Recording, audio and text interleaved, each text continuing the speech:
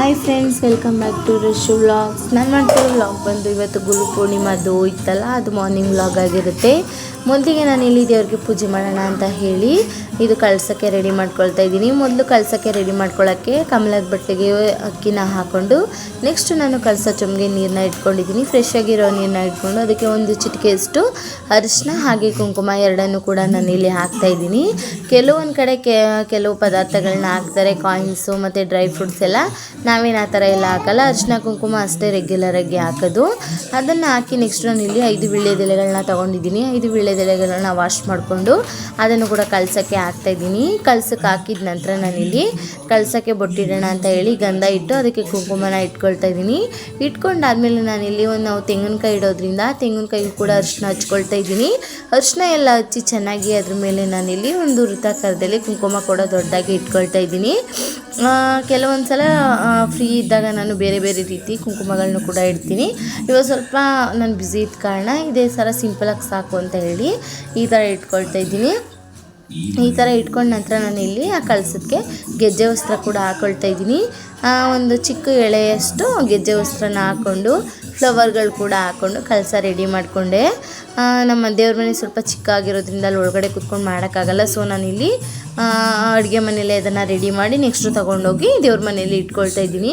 ಕಳಸ ಎಲ್ಲ ರೆಡಿ ಮಾಡ್ಕೊಂಡ್ಮೇಲೆ ದೇವ್ರ ಮನೆಯಲ್ಲಿ ಒಂದು ನೀರನ್ನ ಇಡ್ತೀವಲ್ವ, ಆ ನೀರಿಡೋಕ್ಕೆ ನಾನಲ್ಲಿ ಅದಕ್ಕೆ ಅರಿಶಿನ ಕುಂಕುಮ ಹಾಗೆ ಒಂದು ಫ್ಲವರ್ನ ಹಾಕ್ಕೊಂಡು ದೇವ್ರ ಮುಂದೆ ಇಡ್ತೀನಿ. ಯಾವಾಗಲೂ ಅಷ್ಟೇ ಆ ಥರ ಇಡೋದ್ರಿಂದ ಶಾಂತಿ ಮನೆಯಲ್ಲಿ ಹೆಚ್ಚಾಗಿರುತ್ತೆ ಅಂತ ಹೇಳ್ತಾರೆ.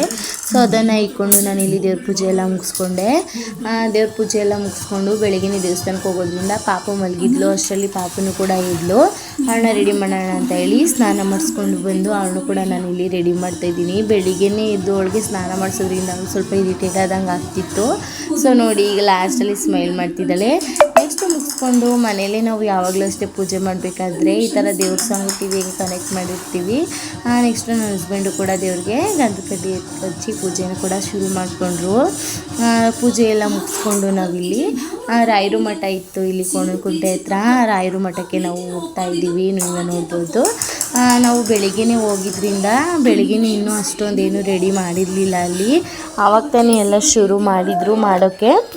ಇನ್ನೇನು ಮಾಡೋಕ್ಕಾಗಲ್ಲ, ಸಂಜೆ ಹೋಗೋಣ ಅಂತ ಹೇಳಿ ಆ ಮಠಕ್ಕೇ ಹೋಗಿದ್ವಲ್ಲ. ಅಲ್ಲಿ ನಾವೇನಾದರೂ ಅಕ್ಕಿ ಬೇಳೆ ಬೆಲ್ಲ ಎಲ್ಲ ಕೊಡೋದಿದ್ರೆ ಕೊಡ್ಬೋದು. ಅಲ್ಲೇ ಮುಂದೆಗಡೆ ಈ ಥರ ಇಟ್ಕೊಂಡಿದ್ದಾರೆ.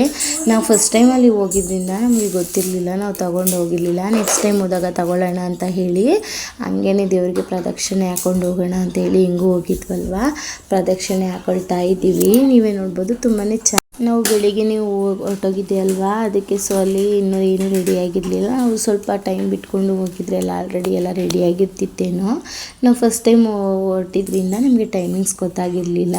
ಅಲ್ಲಿ ಕೆಲವರು 6:30ಗೆಲ್ಲ ಇದು ಮಾಡ್ತಾರೆ ಅಂತ ಹೇಳಿದರು. ಸೊ ನಾವು ನೋಡಿದ್ರೆ ಇಲ್ಲಿ ಇನ್ನೂ ಏನೂ ರೆಡಿ ಮಾಡಿರಲಿಲ್ಲ, ಆವಾಗ ತಾನೇ ಮಾಡ್ತಿದ್ರು. ಸುಮಾರು ಜನ ಬಂದು ಹಂಗೆ ಪ್ರದಕ್ಷಿಣೆ ಹಾಕ್ಕೊಂಡು ನಮಸ್ಕಾರ ಮಾಡಿಕೊಂಡು ಹೊರಡ್ತಾಯಿದ್ರು. ಸೊ ನಾವು ಇನ್ನೇನು ಮಾಡೋದು, ಬಂದಿದ್ದೀವಲ್ಲ ಮುಗಿಸ್ಕೊಂಡು ಹೋಗೋಣ ಅಂತ ಹೇಳಿ ಬಂದು ಇದು ಮಾಡ್ತೀವಿ. ನನ್ನ ಮಗಳು ನೋಡಿ ನಾನು ನಮಸ್ಕಾರ ಮಾಡ್ತಿದ್ದಾಳೆ ದೇವರಿಗೆ.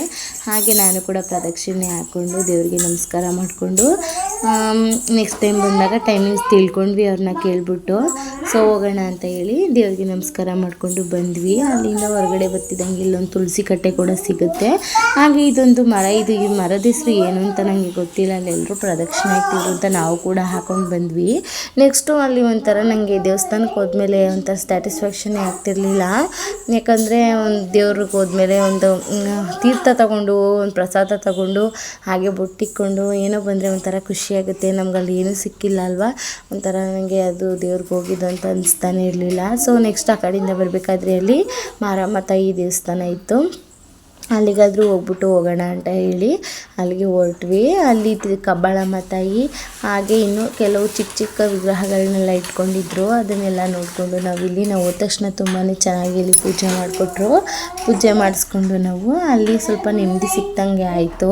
ಪೂಜೆ ಮಾಡಿಸ್ತೀವಿ ಅಂತಂದಮೇಲೆ ನಮಗೆ ಒಂದು ಗಂಧ ಹಾಕ್ಸ್ಕೊಳ್ಳೋದಾಗಲಿ ತೀರ್ಥ ತಗೊಳ್ಳೋದಾಗಲಿ ಅಥವಾ ಅಲ್ಲಿ ಒಂದು ದೇವರಿಗೆ ಮಂಗಳಾರತಿ ಮಾಡೋದನ್ನ ನೋಡೋದ್ರಿಂದನೇ ನಮಗೆ ದೇವಸ್ಥಾನಕ್ಕೆ ಹೋಗಿದ್ದು ಅನ್ನೋ ಥರ ಫೀಲ್ ಬರೋದು.